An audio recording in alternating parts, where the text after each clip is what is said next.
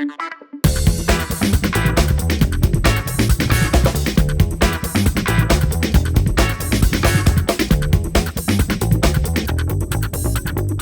bonkin', everybody, and welcome to Take Your Time, a Persona 5 Strikers podcast where we play along with the in-game calendar dates, sort of.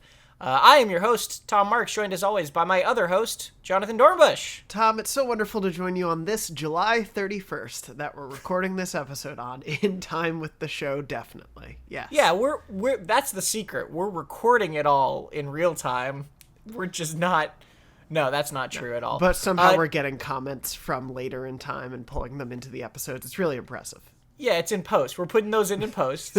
It's all coordinated. No. Today we've got a little bit potentially of a shorter episode because we decided to break out the post Alice's Palace stuff to the start of the next the start of the next jail. It's really hard not to say. It's gonna be a transition, that's for sure. So we're doing July 31st to basically like the start of August 2nd. There's a little bit on August 2nd that we might talk about, but we're gonna dig into this new stuff with the new villain and that sort of thing, so that we can really take our time with it, and we're not trying to cram it all into one big episode. Because we like talking about the little nitty gritty things, and there are some cool little character moments and conversations to dig into here. Some fun stuff in particular I really like with Yusuke that we can dig into. Oh, yeah. I wish I had like a really good air horn for every time we say the name of our show on our show, because it's real Leo pointing at the screen meme energy that we bring to it. But yeah. But they do it in the game too occasionally. They do, yes. They'll say like "take your time" or something because it's a gag, it's a reference for them too. They say it during this section. I think they do. Yeah, I had it written down because I was like, they did it. And I was pointing at the screen. Thing. Yeah. Yeah. But first, before we get started, we do have some housekeeping to take care of. First of all, I have a quiz. I have a double quiz from last week. Very exciting. I gave 2 quizzes because we're going quicker, and I'm finding quiz material that I don't want to throw out, basically. So, the first quiz... first of all, Jonathon, you said somebody got one of these right. They got the second quiz right? Well, someone... you stumped people, I think, pretty hard with these, which I appreciate. Yeah. But we did have one sort of half guess, I want to say, from Elec. About one, and then John wrote in with the RV. Okay. So the first question, of course, is... what was the name of Alice's biggest album? Which is, I believe, the second core you get in her jail is her album. And they go, whoa, it's Alice's biggest album. And they start talking about it. But the only time that the name is ever shown is when you get the item. It shows a little image of a disc and it says like Alice's CD or something. And then in parentheses, I believe it has the name of the album. And also, I believe it might be the same in Japanese. If you read Japanese, you could read the album cover. I can't, so I couldn't read that. Okay. Yeah. Would you like the answer? I would, because I don't have an answer, and Elec said, no idea for the quiz answers. I remember seeing the poster for the album on 705, but there it wasn't in English. So, yeah. I guess technically if you can read Japanese, you have seen it multiple times. But that's unless they changed it in localization, which that's I don't true. know. But it's very possible. The name, at least in English, is Macaron Cannon. Oh, I remember yeah. Which is a really good name. That's a hell of a name. Yeah. Man, it's really evocative. Like instantly, I picture it. Yeah. And it's also really appropriate for her vibe. Oh yeah, God. Now I want someone to write that parody song. Like, what's the title track from that album about? And, like, what is it a metaphor for? It's all great probably questions. Love. It's probably love, if I had to guess. I don't have the answer to any of those questions, but I do have the answer to the second quiz question. Yes. That question was, what is the make and model of the van that they get? Because I think Sojiro says it, like, offhand when they're getting the van. John wrote in on the YouTube comments, which you can do as well at youtube.com/Dornology, and said the RV is I might mispronounce where the G is, but a Volgin or Volgin retrolife, which Ryuji describes as 3 times more badass than he expected. Yeah. The Volgin retrolife is correct. There we go. I think that is supposed to be like Volkswagen condensed. Sounds like it, yeah. Right? That would be the most. It sounds like a Transformer also. It does, yeah. And then Retro Life, obviously, because the inside, as we learned this week, is all 50s diner themed, like they said, and it's super cool. I love the interior of this car. Yeah. Well, that's what we're going to probably spend the most time on this episode, I imagine, is talking about how cool the interior is, because it is. Yeah. And they spend a lot of time in it, this episode. But before we get into that, we also got some comments. Jonathan, what are the people at home saying? We did. Thank you to everyone who wrote it. Mitch wrote, I'm so glad it wasn't just me that struggled with the Alice fight. I remember thinking I was crazy when I first played it with how much I struggled. Know that you're not alone. And I think, even though other people didn't comment this week, I think I've seen other comments from past weeks or just people on Twitter talking about how tough it was for them. So you are not alone in that. Glad to have you guys back talking Persona. The Blue Golden Hawk said Japanese pronunciation of Sapporo is maybe a little unusual for English speakers because there's a pause between the 2 P sounds, essentially to pronounce both, I think, similar to the pause between the Z's in pizza, which I emphasize the pause there. You don't say it pizza, since Italian does this as well, so it's Sapporo, or Sapporo, basically. Yeah, and the way... I'm not good I don't speak Japanese, but I took a lot of Japanese classes through, like, high school and middle school, and they didn't stick super well, but, like, just a quick explanation of what that is, that kind of double P or the double consonant. The way I had it described to me, or the way I learned it at least, is it's like the easiest... This isn't entirely correct, obviously, but the easiest way to explain it to an English speaker is, like, how when you have a long vowel sound... The double letter is essentially the equivalent of like a long consonant sound. Interesting. So it's like Sapporo is like you have this like little bit of pause. Gotcha. That like kind of distinguishes this as 2 things. So it's not like you're saying it in English. Like the double P in English would be like Sapporo, and it's not that. It's like it's more subtle than that. Yeah. Okay. Yeah. That's very good to know because I have seen that name all the time, and I think I've said it several different ways. But after last week's episode, I took 1 course on an app, which I will not say because they're not a sponsor of the show. But I took 1 course on it because I was like, I should learn a little bit of Japanese probably. Yeah. Anyway, Elek also wrote in and said, Joker speaks. I love it. Best part of the animated series, aside from songs, is Joker occasionally speaking. Haru's disdain for the police is so great, but also interesting because she's BFFs with Makoto, who wants to be in, general law enforcement field. I guess, everything there. I love that An gets another focused mission because she kind of got the shaft in P5R. She wasn't really a focus after her awakening. Granted, I'm playing along here, so the same thing may happen as this again is the first mission we are on. I think to that, I would say, I think it was just sort of the natural feed of the way characters were getting introduced there. Was that new characters would get the spotlight in Royal as things went on. But yeah. Something we can talk about as we get into this episode. But anyway, also said, can we get a Sojiro metaverse visit if for no other reason than he could finally understand Morgana? Which would be very cute. But yeah, thank you to everyone. I mean, it is so funny that, like, Sojiro literally lived with this cat that he could not understand but knew was talking, and they never brought him into the metaverse even though they could have. Never once. And then Zenkichi shows up and they're just like, all right, I guess we'll bring this guy into the metaverse for 3 seconds. Like 2 minutes in, he might be an enemy. They don't know if he's going to be with them or against them. And they're like, we should just bring him in. Yeah. You got to do what you got to do, I guess.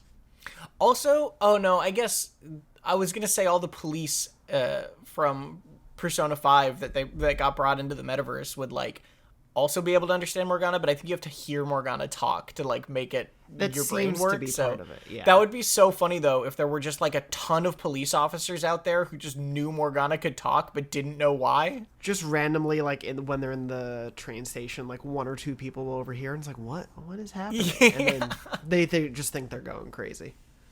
Yeah. Wow. Well, I think that's it for housekeeping stuff. It is. So let's jump in to the Volgan retro life and hit the road. No, actually, before we do that, there's a little bit you can do in town before you leave. Most of this is shopping, but this is also, I hope people's talked to their friends. Yep. Did you talk to your friends? I did, and that was going to be my first thing. Was like, man, I hope people went and did this, or you have an earlier save that you could just go see the scene and then jump back. But yeah. Yeah. So one of the sadder parts about Persona 5 Strikers is that it does away with some of my favorite parts of Persona 5, which are the hanging out bits, right? The just, hey, Ryuji, let's go do this thing, and then you get a little conversation scene at some location and hang out with them, and then your confidant rank increases with them or whatever. That whole system has been reworked, replaced, turned into the bond system. There's no day-night stuff, that it's different. But they did add a little bit of a thing that kind of replaces it from time to time, right? Which is you can talk to your friends occasionally on the map, and sometimes they'll give you items, but in the case of this one, if you talk to Ryuji says, hey, before we go, let's go get ramen. Yeah. And you're like, oh, you're given the option to say yes or no, and then if you say yes, An comes with you, and you and Morgana and Ryuji go to the ramen shop and get a big bowl of ramen. You get this big scene that's just them goofing off with big bowls of ramen, and then you get some bond points from that. It's great. They're like talking about how they are kind of like the original group and reminiscing back on everything they went through, in the early days of figuring out the metaverse and everything. And I was so glad, like I knew to talk to everyone just for the item's sake of it. But I was glad that I saw this scene, and I hope it's a indication of things to come. Excuse me, I thought I was going to sneeze and I really had to prevent it from happening mid-sentence. I thought, I really appreciated that this was in there and was a nice little touch, because it is, like you said, obviously Strikers is a much faster paced game and a much different style of game, and so I understand why it doesn't have that system in it, because it's just not that game. Sure. Yeah. But obviously we all, I think, probably come to Persona in part because we're loving the characters, and especially come to a sequel for Persona 5 because of how much we love the Phantom Thieves. So to get moments like this is really appreciated as just like a fun thing. I almost wish there was, like, for a game that does have a fair bit of like screens that come up and tell you to do things, I almost wish there was like a screen here that was like, you should talk to your friends for perhaps some bonuses like that. Like, I think there might have been something about talk to your friends from like a Morgana, dialogue box, but I wish there was almost something here so that people didn't miss it, because I imagine a few people do. Yeah, if you did miss it, let us know, because I'm sorry. But yeah, it's a cool moment, and I agree that it's worth not missing. Yeah. And so it's funny that they just sort of don't bring it up at all. Obviously this is a very goofy, fun scene where, you're goofing off about ramen, and then also Sophia pops in as the newest member of the team and says, I want to see the extra large. Everyone order extra large. And so they get giant bowls of ramen after they've already eaten ramen. Yeah. And it's really cute, right? It's just like a fun interaction. Yeah. I really enjoyed it and appreciated it as like in the spirit of P5, and I'm very happy it was in here, and I hope there's more like it as we go along.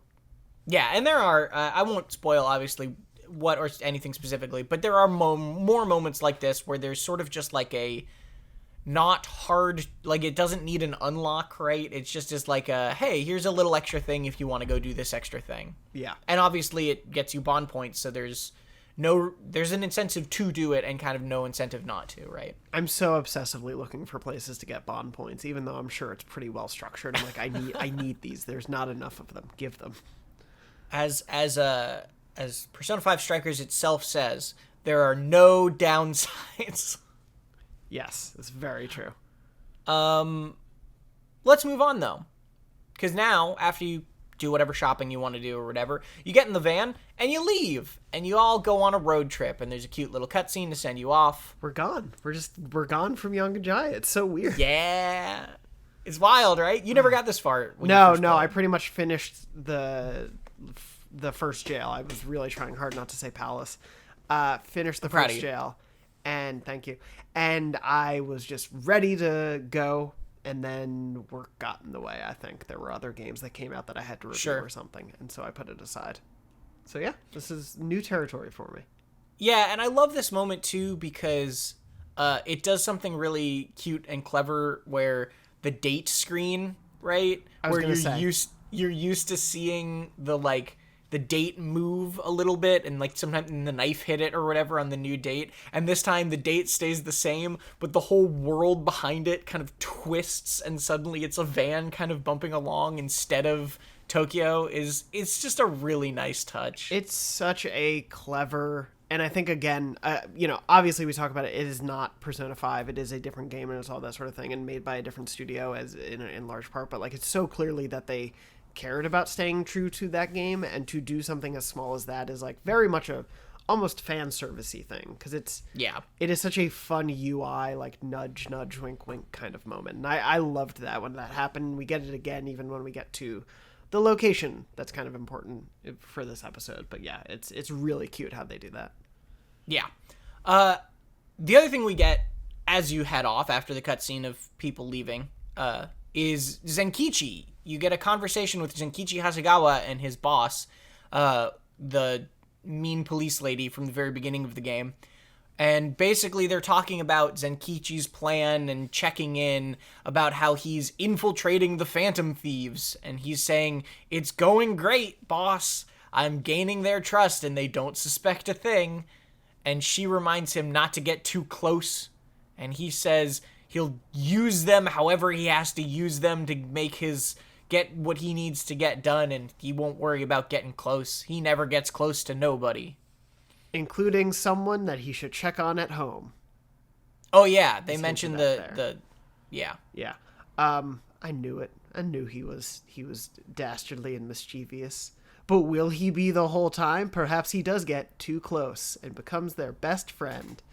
Well, this is an interesting scene, because like you kind of get set up at the beginning that he is doing something, right? With the whole very first cutscene, and it's still in this moment of like, you don't really know what his motivations are. So to have him straight up be like, "Oh yeah, I'm using them to my own ends," it's like both something we kind of already knew, but also are like just finding out in a different way. Like, you know what I mean? It's like it's still a very sort of like, we don't really know what's going on fully, but like this is definitely pushing him towards like dang, we were starting to like him. Yeah, it was a thing which is why I think I felt how I felt in terms of like not trusting him, because it did sort of imply that, and this scene just makes the subtext text basically. Right. But I also think because we're seeing it this early, that means we're in for a big character change, because that's just how storytelling works, my dudes.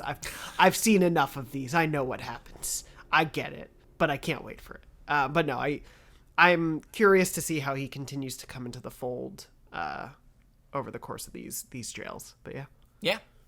And we get more of him later too. Yeah. But before then, we jump back to the gang in the car, and this is the scene that I think is so funny, because it starts to establish what the structure of sort of everything is going to be, right? Because they're in the lovely interior of the Volgan Retro Life, and they're driving to Sapporo, but on the way they're saying, "Hey, what are we gonna do? We get to go on a road trip. Maybe we should go do this or that, or maybe we should do all this other thing." And it's this moment where I realized that this game was like, must have been partially funded by like the Japanese tourism board or something. Tom, why would you say that? Just because they're in the Tochigi Prefecture, famous for the Nikki Shrine and the incredible monkeys that you may see, or the delicious strawberries and gyoza. What a chance to explore and love. What a time. Those are all the notes I had written down of things they discussed. I was like, what are you all saying? What? No one talks like that. They suddenly just become this font of knowledge for like Japanese local delicacies and like sights to see, and it literally does feel like, and this, like, again, spoilers, this never changes. Great. The more they go, they just, every time they get to a new city, like Sendai, where they're going to arrive later, right? They're like, the local delicacy there is beef tongue. What if we go partake in the rich tradition, or go see the statue of Masamune? Man, I want to go see that. Everyone doesn't shut up about that beef tongue. Anywhere you go, there's like little bits of talk about, I'd love some beef tongue, or like, I bet the food here is really good, but they're not just famous for the beef tongue. Like, wow, oh my god, y'all really love that beef tongue. When I first played this game, it was closer to the start of the pandemic, and I hadn't left my house in forever, and it was like so sad. And then I started playing this game, and it felt like at the time it felt like a little bit of like, I'm traveling again, right? Yeah. Like, so there's totally a joy in this. Like, we're being, for sure. We're criticizing, we're making fun of it. We both but just like, did the same hand motion. Yeah. We're you know. We're definitely teasing it, but it's not fun. Because the dialogue feels very like, wait, why are these children talking about this way? But at the same time, the fact that you get these hints about or you get these little like tidbits about these towns is wonderful. No, it's very cute. I really enjoy it, and I think it's actually really cool as someone who hasn't had the opportunity to travel through the Japanese countryside to learn about all these places and all these things. And, sure. And in the fact that it's in this, fantasy crazy game experience is really fun. It's a really funny thing because, like you said, it feels like there should be a little asterisk at the bottom that is like supported by the National Committee for Japanese Tourism, in the way that like I watch a food channel on YouTube and they're like, we're traveling because it's sponsored that we went and traveled to see the cool food at this place. And it's like, but it's good. It's fun. I've enjoyed it. Yeah. And so they talk about, what they want to see. They talk about finding jails along the way.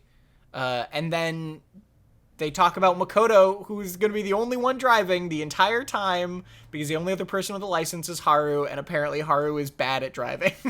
It's like myself and my girlfriend on a trip because I don't know how to drive, so she's the only one who can. So yeah, I don't know that pain, but I can understand sitting next to the person who knows that pain pretty well, I would say.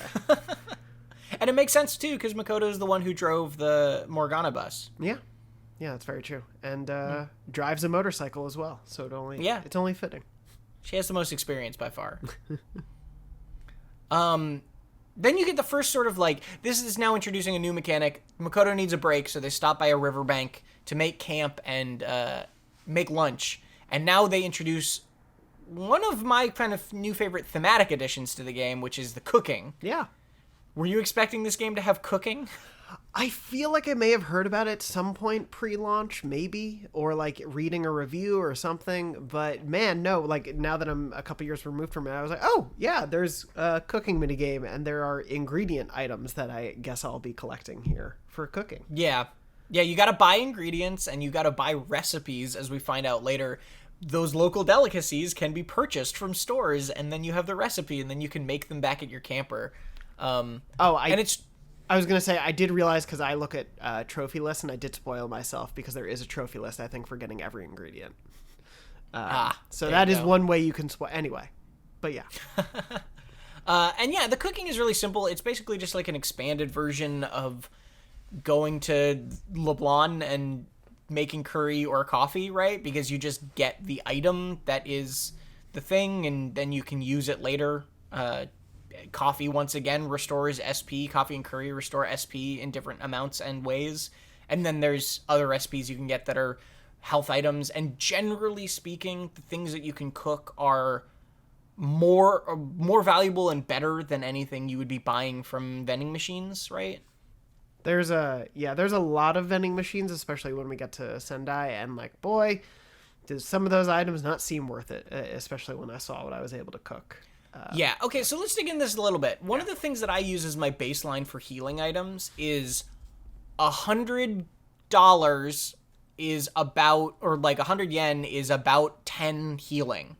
Okay. And so if you use that as your baseline, occasionally you'll walk up to a vending machine and you'll see that they're selling like a 20 healing item for 340 or something. And you're like, what the heck? That's way overpriced. But like, if you kind of keep that rough baseline, it'll let you notice moments where it's like, oh, this is a 50 healing item for 400. Yeah. And then suddenly it's a little bit more valuable. That makes sense. I didn't have that rule, but I definitely would be like, only 20 for like what feels like a lot of money. Maybe I'll hold back. But I would say if it was like for all allies, like if it was a multi-heal thing, I would, make exceptions there. Like 20 healing for all allies for like 480 was pretty good to me. Sure. Yeah. Yeah, so there's little intricacies there. The other thing that's cool about the cooking, which we can just talk about now, even though you don't get the opportunity to sort of explore it until later, and the way this works is cooking gets you bond because you're hanging out with your friends. Yeah. So you have the opportunity to buy new recipes. And every time you cook a new recipe for the first time, you get a little conversation about the recipe, and then you also get bond points. And then every time you cook that recipe from then on, it's just you're getting the item. So it's this fun little side task for me of finding recipes and then finding the ingredients for those recipes and then going to cook them and making sure I've made everything once so that you're getting the most out of the system that you can. It really behooves you to use it, which I appreciate, because it could have just been a thing where it's like, here's a few bonus items. But yeah, the fact that you get both character and then bond points out of it, jumping ahead a little bit, but I definitely did that.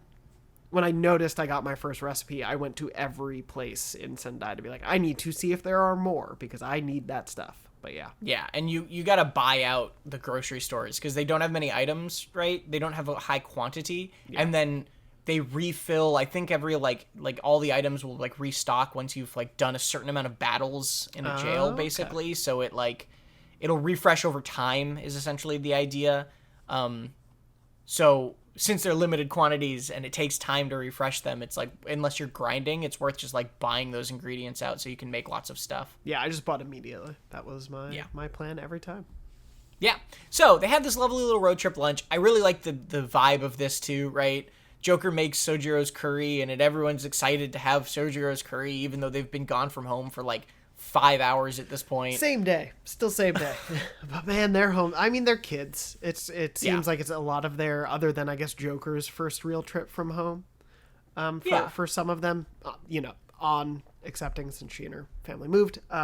Right. But yeah, it's cute. Yeah. And then they continue on, right? And Makoto's getting tired, so they're planning to take a break in Sendai, talking about maybe they'll stop there, maybe they won't. And then Sophia smells a jail. Oh boy. And so they say, okay, we'll definitely stop at Sendai if there's a jail here. And Yusuke wants to see this statue, right, of Masamune. And so they pull over and set up camp in Mount Aoba Park. Yes. And say that they're going to investigate the town for signs of jails the next day. But first, Yusuke wants to go see the Masamune statue. So you go to the Masamune statue at night, same night, because this game just goes in a way that Persona 5 does not. This would have been a week in Persona 5. And it would have been at your own leisure. If we were camped out here, it'd be maybe you should go to the statue now if you would like. But you don't have to. You could go fish with Ryuji if you want. It's just, it really just keeps going. Yeah, because you got to remember, Persona spent roughly a month on each palace, right? It was a month of time per palace in terms of story setup and getting there and doing the thing and everything. This game has a similar number, not going into specifics, roughly similar number of jails, right? And is only in a month and a half or something like that. So the pace of these is instead of a month, you get 3 days per thing pretty much. Yeah. And so it's just going. And we see that more again the next day too. Oh yeah. But they get to the statue and find that it's very pretty but covered in flyers for a book. And they say, this is terrible. Somebody is vandalizing this statue with flyers for a stupid book. And so they pull all the flyers down. Dumb books. Who reads them? What responsible kids? Yep. Also, who's putting up posters for books these days? What kind of marketing campaign has that money? That's wild. But, well, we'll find out. We will soon. Foreshadowing. Then they head back to the camper and they say, oh, man, now we're hungry. And I've heard about Sendai's local delicacy and specialty of beef tongue. And so they go to a beef tongue restaurant because, again, they're just going and doing things, and this would all be happening over multiple days. They got to. We haven't even gotten to the fact that they preceded the idea that the guys will have to sleep on top of the thing and the women will have to sleep inside. That was seeded what is now, an hour, 2 hours ago. And it's just been that's a funny thing to me of oh, that's a joke that you would follow up on immediately. But no, there's just so much they have to fit in that we'll get to the end of that joke soon. So they go get beef tongue. Yusuke, I believe, weeps over how delicious it is. I mean, how could you not? Anytime I go to a restaurant, I cry. Oh, well, okay, yeah, that's fair. Yeah, it's not always the food, but every restaurant I go to, I cry. Yeah. So. They want to share it with Morgana, but they can't because Morgana's a cat and shouldn't be in the restaurant, and Morgana gets loud about not being shared with. And then some lady walks over and says, "Hey, do you have a cat?" What is that face? This whole scene is just very, very funny to me for like the length of it. In the context of the game where we're at right now, we have come to Sendai because we know there is a jail here, and we want to figure out the jail. Yeah. But we went to go see a statue, and now we're having dinner, and this lady just comes over and just doesn't shut up for like 3 minutes. I don't have an issue with her, and obviously it's seeding something for later. I can tell pretty heavily. I'm guessing, but she talks for like... No, she'll never show up again. The whole game. She just talks for so long. I'm like, you must be important. You have to be a major character at some point later. All right, good to know. Yeah, Kuan Ichinose, I believe is her name, and she's in a lab coat. She's literally just woman in lab coat to start. Yep. Just starts rambling about random stuff, pretty much. And Futaba points out that she's a total nerd, basically. And she says that she's a researcher at a local university, or a nearby university, and invites them to the... These are my notes, is invites them to lab, gives them candy. Yep. Which is like... I have invites us to campus, she leaves us with candy. Yep, that's what she did. But it's just such a funny, like... I think even the scene itself, they're like, man, she's going on for a while. Can she hear us talking about her? Like, it's one of those scenes where it's just really funny. But yeah, for me, it was very much like kind of in the way Persona 5 sets up stuff that comes later. I guess we're doing that now. And again, I don't know, so I'm not trying to spoil anything. Yeah, and I won't give anything away. For sure. It would be really funny if she never shows up again. But man, wouldn't it? Man, I would admire that, because that would be... I think probably considered a waste of resources, but... Well, that's like... Just to jump to a different game, if I may. I played the Horizon Forbidden West, right? I think I've talked to you about this. This is a totally different game. Yes. But there's a character early on, without spoilers of specifics, in that game, who gives you the opportunity to spend maybe 15 minutes just listening to his life story, right? And his whole life. And every once in a while we'll be like, do you want to hear more? I can shut up now. And you just can keep listening to his life story. And it's like this very detailed story, all voice acted. And then he just dies immediately. Yep. Like, he's just killed immediately. Yep. And it never comes up again. Yeah, it's real. I could write like essays about that moment, because I think it is fascinating in so many ways. Yeah. But yeah, it would be really funny if she basically came up to have this conversation with you and there was just no mention of it ever again. Yeah.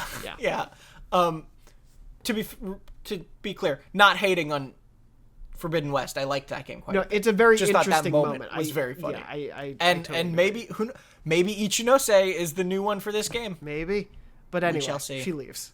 Yes, she leaves, and that's that.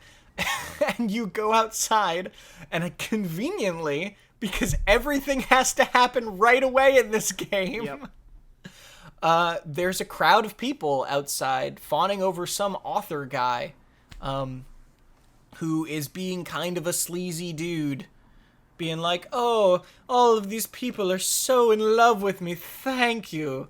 And then he, out of the corner of his eye, sees Haru, I guess, and is like, ooh, that's a pretty lady I haven't made feel uncomfortable yet, and walks over to you guys. That's essentially the subtext. He does like real old WB cartoon eyes, like awuga eyes, and then walks over and is like, not one in my strange cult of ladies behind me, and it's just so weird and creepy. Yeah, he says something to his own fans too, where he's like getting mobbed for autographs, and he's like, please, men, go to the back of the line, right? Like, he's definitely like a creep. Yeah. And he walks over to you and he introduces himself as Ango Natsume, who is the author of Prince of Nightmares, which you realize is the same flyer book that had flyers on the statue. And he basically writes it off as like, oh, my fans are so overexcited sometimes. They just love to do this. I'm so sorry for them. And he seems to at least recognize that it's like not okay that they did that. There's some recognition there, but he obviously is trying to skirt around that in this conversation. He has other goals in mind, and they're gross goals. Yeah. And it's similar, not to get too much into this, it's similar to the vibe of like the real world issue of like a person with tons of fans, and if those fans are being toxic and you're not saying anything about it, like, that's your responsibility, right? Like, yeah, you can't just be like, oh, fans will be fans, you know, people just get passionate. It's like, no, you should say something more, my dude. Yeah, and so this game is tying a lot into social media and, you know, that sort of cult of personality around social media in its themes, and I think that is definitely a part of this in kind of like, he's not taking responsibility for the actions of the people that support or like that are doing things in his name, and like that's adding to his sleaziness kind of in that. He straight up tries to kiss Haru. And is basically like, how about I apologize with a kiss or some terrible line like that. And at that point, Joker and Ryuji step up and are like, whoa, dude, like, and immediately try to push him back, which he gets all huffy about. I just like, how dare these two random dudes not allow him to kiss a strange woman that he's forced into an awkward kiss? Like, haven't they thought about his problem? Yeah, he's so bad and gross, and he's ready to be punched. And the voice acting, I didn't look up the voice actor, but the voice acting sells this sort of sleaze bag full of himself attitude perfectly, right? They're very good. I'm going to look it up if I... And then that's basically the end of that, is you're like, well, this guy seemed very popular and also like he doesn't deserve his popularity for how shitty he is. Yeah. So you go back to the camper to kind of research, right? And you get into this discussion where, you know, Futaba is looking him up online and says that his fans have been going crazy excited about him. His debut book sold 1 million copies already, which is just absolutely insane in terms of like a debut thing, though he's like the grandson of some famous author. Yeah. So like people are chalking it up to that. And that his fans are so rabid that they like beat people up who don't like him. And most of the internet praise, Futaba says, is coming from IP addresses in Sendai. Yeah. For reference, it is Zach Aguilar, maybe pronouncing that last, is the voice actor, also the voice actor of Byleth from Fire Emblem. Hey, very very good job at playing the sleazy man. Yeah. And then so basically they figure out, hey, this is all of the signs that were similar to Alice, right? Like very localized popularity, extreme to the max popularity, people doing terrible, like bad things kind of in his name. So probably this guy is the monarch of the Sendai jail, probably. Yeah. Feels like a good bet. Again, they have been in town for 4 hours maybe, and they already like know the ruler. Really quick. Oh, yeah. Then you get this silly, funny thing where they decide to go to sleep, and the boys are all outside arguing about the tent and sleeping close to each other. It's just a very fun little conversation. Yeah, it's a good moment, and then basically they stop fighting because An tells them to shut up from inside the van. And it's like, all right, you need to go to bed. And then it's all of them sleeping. Is it like they're all kind of snoring? Yusuke has a weird dream. That I was like, I want to know more about this. I hope this is a subplot. But Yusuke has a weird dream, and then they all got to sleep eventually. Is the important. Well, it's actually very sweet because after the like yelling conversation, you get snoring from Ryuji, Yusuke, and Morgana, and then you get a little thought bubble thing from Joker being like, I fell asleep to this like peaceful sounds of snoring or something like that. And it's like, oh, that's cute. Yeah, it didn't imply that like them snoring or Yusuke talking in his sleep was like angering you, which I appreciate. No. Yeah. Anyway, we're into August, where we will spend the rest of this game, I think. August 1st. Yeah. So, you go out into town, into Sendai, and decide to investigate Ango Natsume, and hey, there's some weird stuff going on. This is also the opportunity to shop. This is where we're talking about getting groceries is a really good thing. You can buy the beef tongue recipe, and you can also buy a fish recipe, I believe, over by the camper. So you can get a couple recipes around. You can buy little chocolates here and there, but largely the most important sort of, there's some accessories you can buy too, right?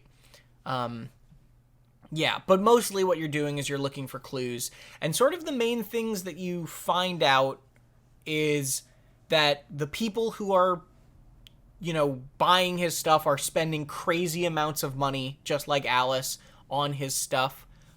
There's going to be a book signing that you're going to go to later of his, and that he might be plagiarizing because, there's just some rumors and murmurs about, like, maybe he doesn't actually write this stuff. I guess this is also where you find out about him being the grandson of a writer, too. Yeah.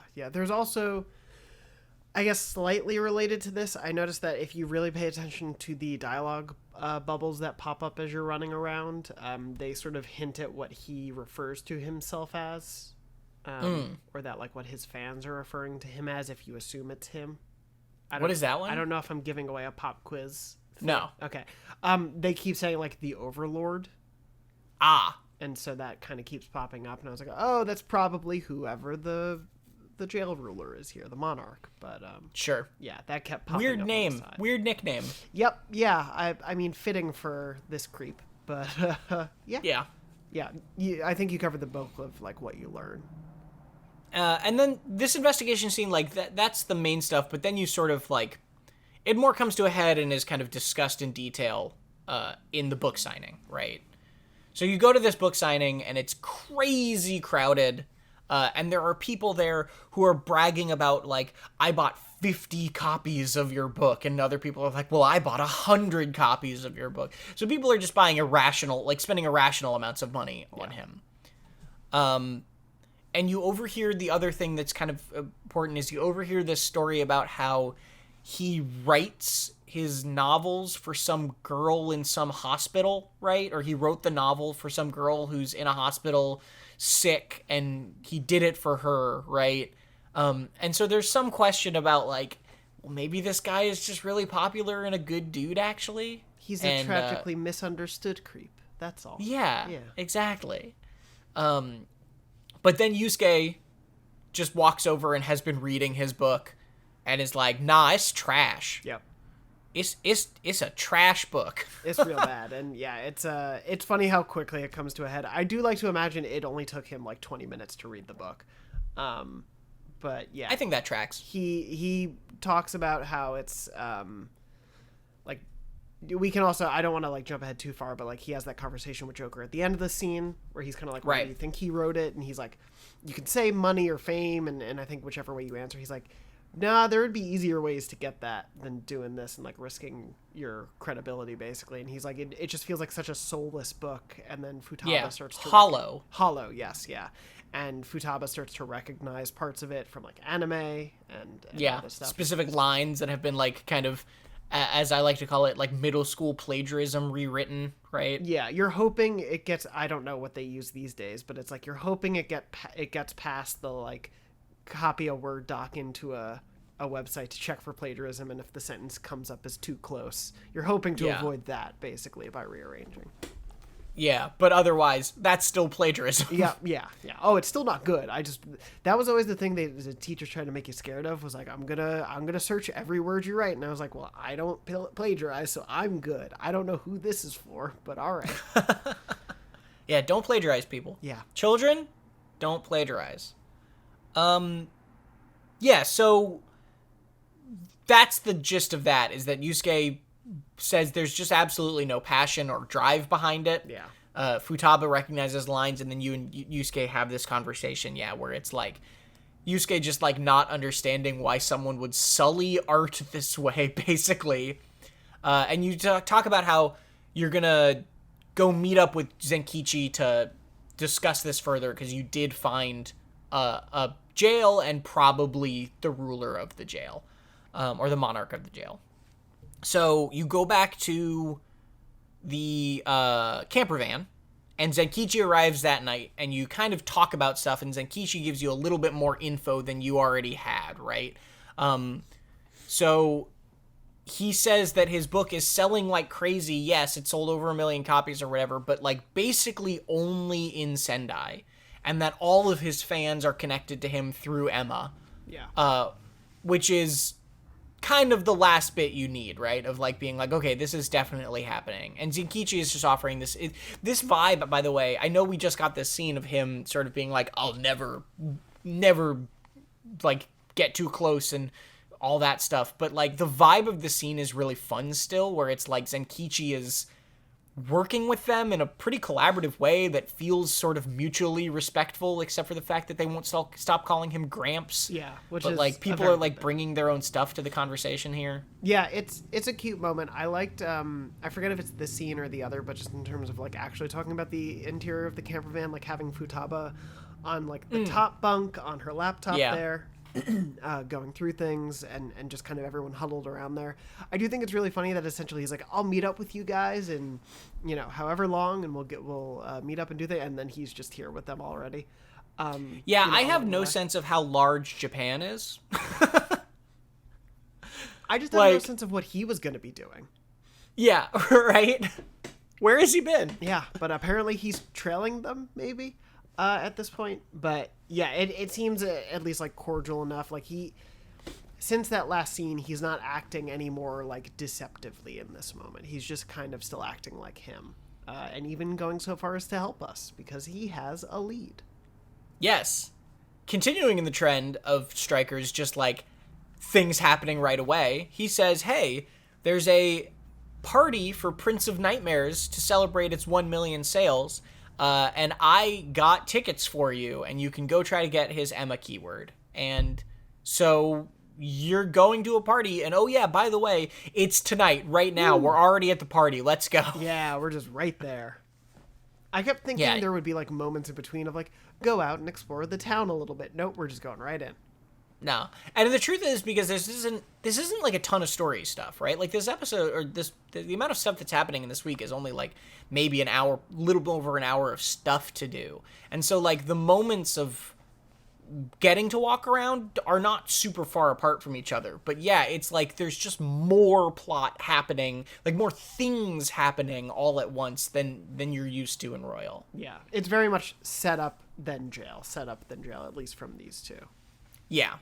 So you're at the party, and this is just, like, hilarious to me, because you just overhear Natsume just, like, bragging openly to his, like, coworkers and friends or whatever, the people that support him, just about how, like, he just lies, just, like, full-on lies to sell stuff, and it doesn't matter, and, like, that the quality doesn't actually matter of the work you make as long as people are buying it, and he had to manufacture the whole, like, woman in a hospital thing was just, like, all manufactured. So basically he's just, like, bold-faced openly saying, oh yeah, this is all just me marketing for me, and I'm selling it, and I'm not actually this way, and blah, blah, blah, blah, blah, blah, blah. Yeah, and they're all just like, yeah, go Natsume, we love you, we're gonna help you out. Yeah, it's like his editor and a couple other people, and just like, oh yeah, this whole group is bad. Right. And then, during this, he mentions Madarame, because Madarame was a plagiarist artist. Parallels! I was excited about this just to mention, because I know I had mentioned it last time of like, oh, the first palace is kind of, or the first jail is kind of mirroring the first palace in a couple ways, and again, I'm not asking you to spoil things, but then having Madarame come up here, I was like, oh yeah, they're doing it. All right, maybe we're gonna get everything kind of mirroring, and that would be really exciting. 2 points make a line, Jonathan. Oh yeah, I can't wait. But it was sort of a thing of like, it's not just the exact same like we're not just at, oh, this was someone who was in Madarame's like group of students that he abused and happens to also now be like, it's different, but there's enough connections, and especially here when he mentions Madarame and the Sayori and calls it trash. Yeah, it's not. Okay, people might get mad at me about this, but I'm going to say it because it is the best point of reference, and I don't care. It's not The Force Awakens. Okay. Where, if anybody's a Star Wars fan, Episode 7 of Star Wars is, like, literally Episode 4's plot.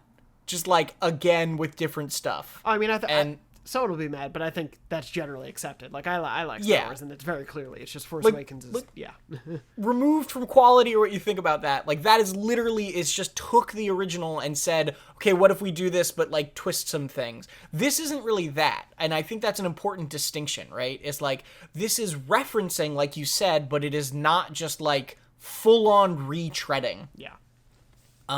in a way that I think is really cool. So he mentions Madarame as like a success story, right? He mentions Madarame as like, that guy plagiarized like crazy and everyone loved him and he made lots of money. And it's like, wow, this is a weird place to be. And then he's like, and look at the Sayuri. It sucks. And that's when Yusuke snaps. Yep, it's great. Yeah, he just offers to go get that keyword, but that's not the only reason why. Yeah, so he goes up and he pretends to be a fan, gets the dude's autograph. Very good acting from Yusuke. Very, like, super polite to him and, like, you know, fawning over him. Gets his Emma keyword, which is Prince of Nightmares, I believe. Could have guessed, but yeah. Really feels like that should have spread wider than just Sendai, but okay. Yep. And then flips the light switch and roasts his ass. It's so good. And just lays into him about how he has no self-respect as an artist and his mom painted the Sayuri and it is more value in it than anything he'll ever write, and like just tears him up. It's so good.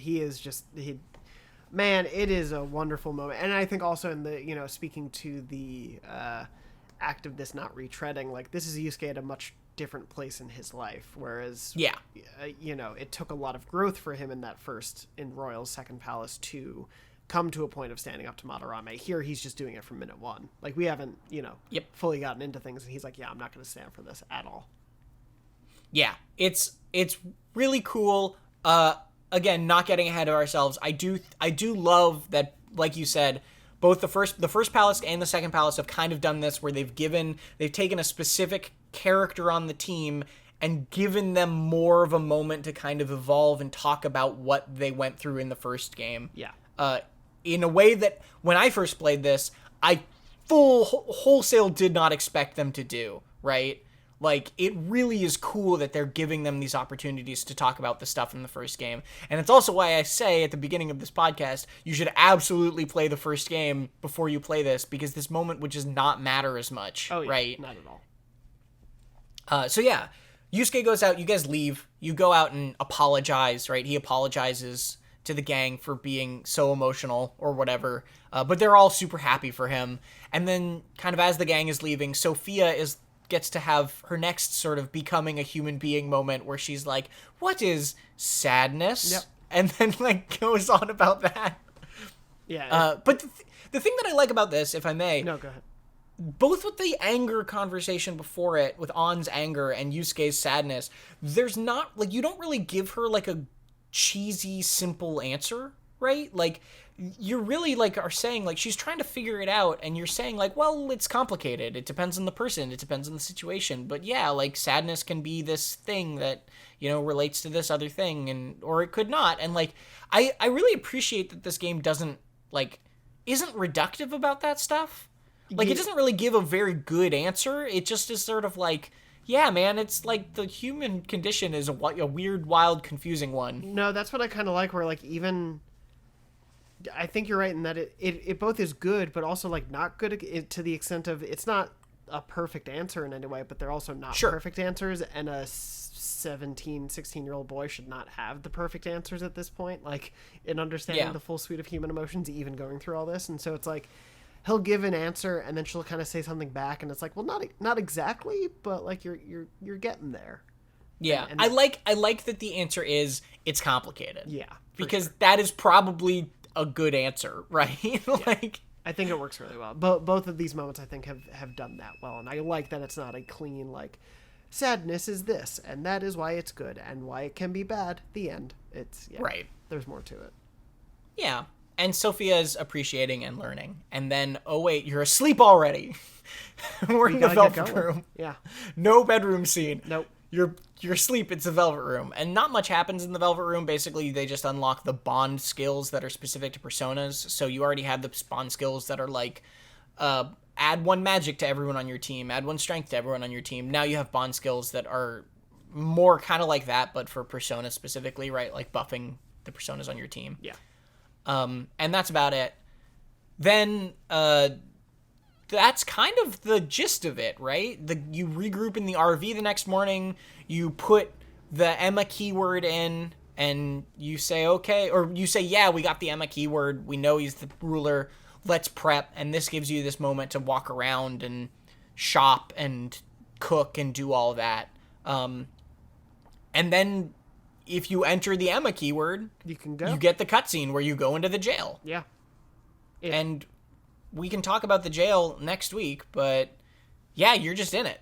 Yeah, it's I do almost like the nonchalantness of it, where it's just kind of like, yeah, you can just start it. It's just time to go. That's what we got to do next, so that's what we're going to be here to do, and you can't really go ahead until you do it. And you're in the jail, and then you can just be like, oh, wait, I forgot to buy onions. Yeah, and just leave. Hold on one sec. Yeah, I mean, you do get a little bit more time around the park area to go explore and get some of those shops, and there's some recipes there, so definitely, if you haven't done that while we're in between episodes and you haven't beaten the palace yet or anything, definitely go and grab those recipes and everything. But yeah, you just can get a few more conversations with the Phantom Thieves, a few more places to shop, but yeah, then you go kind of right into it. And I very much get it. It's one of those things where I think I'm now kind of on its tempo very much, and I'm I went in not expecting Royal, but I do really think it takes like a minute to adjust as a fan. But I'm here very much in accepting of like, okay, it seems like we're kind of going to get like plot dump and setup with a little bit of exploration and then jail. And that's going to kind of be the two facets as we go through. And there might be more things, there might be more to it. And I think, obviously exploring to get recipes and stuff is part of it and talking to your teammates and everything. But I'm kind of like now more on its speed, I think. Yeah. Yeah, that's good. And that is roughly the structure to expect, right? Yeah. Not that there won't be nothing apart from that, but that is roughly the vibe of the game. Yeah. And I like that. And I like that it is so different than Royal, right? But also so similar of like Royal has you walking around all these different town locations to shop and talk to people or whatever. But the idea that you're physically moving and going to these new cities that you've never been to before, and there are these whole new maps to walk around is so cool. Like, I love that. When the first time that I got to Sendai and I was like, I get to walk around and buy things in Sendai, it was like, it's super cool. I really appreciated that because you could have gotten to a point where, especially a sequel like this that isn't necessarily a like fully fledged, like the same game sequelized sort of thing, like a AC1 to AC2 or something like that. Like it's a different type of game, and so maybe there could have been a point where they were like, let's try to still keep it within the areas that they knew in the first game and find just ways to add new stuff to that. But no, they did it where they were like, that's what you get at the beginning, and then we're just going to go to new places. Then it's just going to be a totally different spot, and it's not like the biggest place in the world, but it's enough place to explore, to see a few fun dialogue options, to hear about the wondrous joys of exploring and tourism in Japan. But yeah, I'm into it. Good. I'm glad, and I'm excited to keep going because there's more and more that I think there's more surprises and there's more stuff, and some of that is we're getting into the palace next week. I think the plan for next week is we're going to do the palace and kind of continue until you're back on the road. Okay. Is probably the place we'll go to. And I think going forward, it sounds like anytime we say we're just going to do the palace and the setup in 1 week, probably don't listen to us and expect 2 weeks out of it. Well, we'll see. Yeah. I will say part of this week also was that I had a house guest and I didn't have a time to play through an entire jail. Well, guess what? We still got through a normal length of an episode, so it's not like we... Hopefully y'all enjoyed us digging into this stuff, though. Yeah. And we do have a pop quiz for the road. Or for the Sendai. What have you got? I'll be honest, I cannot think of a thing that's even close to Persona pseudonym for this game. Okay, that's fair. I'm trying, but I just I don't want to force it to not be interesting, but I don't want to just do like a pop quiz part 2. So I'm trying to think, but nothing has come to mind yet. You could quiz me on the tourism highlights of each new city we go to. I really could, or I could just provide fun facts, I guess. But yeah. Yeah, go to Google actual real tourism stuff about each Google city. Sendai, not Persona, but real version, and see what shows up. Yeah. So the quiz this week comes from before you leave for Sendai, because it was a road trip. I figured this was the road trip section. Okay. So this is the road trip question. You can talk to Ryuji and go on a ramen run, and I guess you can talk to An. And An is very excited about being in a road trip camper. and she wants to do what you of course will do on a road trip in a camper, which is play board games. Yes, nothing like a moving car to play board games. Yes. On mentions some board games that they could bring along. Some license-free, legally distinct board games, which she mentions 3. Okay. I'm going to be naming 4, and you have to tell me which board game On does not bring along on this trip. Okay. So which is the odd one out? The board game On mentions are Jenga, Monopoly, Juno, which I guess is a card game, and The Game of Strife. Monopoly. Once again, parody really should be duopoly. What? Monopoly? Duopoly? I think duopoly's a thing. Oh, is it? It might be. Maybe. There's too many board games. Once again, Jenga, as in Jenga, Monopoly, as in Monopoly, Juno, as in Uno, and The Game of Strife, as in the game of life. But if Atlas is asked by any of Mattel's lawyers, those are all coincidence and not related in any way. The Atlas is too busy playing Boogle to notice, so they can't answer the phone right now. I really hope Juno, the card game, is just an adaptation of the film Juno and not at all a parody of Uno. But you just play through the film. It's completely unrelated to Uno. Yeah, it has nothing to do with Uno. It's just a weird card game take on an indie drama. Man, if only. Now I want to know what that looks like. Anyway, you can leave your answers at youtube.com/Dornology in the comments. You can email at us at dornology@gmail.com. You can tweet at us. I'm at Tom R. Marks on Twitter. He's at JM Dornbush. Or you can message us wherever else you can. Good luck. I don't know. Yeah. Sounds like a threat, weirdly, but all right. Also, of course, if you're enjoying the show, we appreciate if you comment just to say hello, if you leave a like or subscribe or any of that stuff. We obviously very much appreciate it. If you're having fun. We'll be back next week to talk about oh god, I'm blanking on his name. What was the dude's name? Ango Natsume.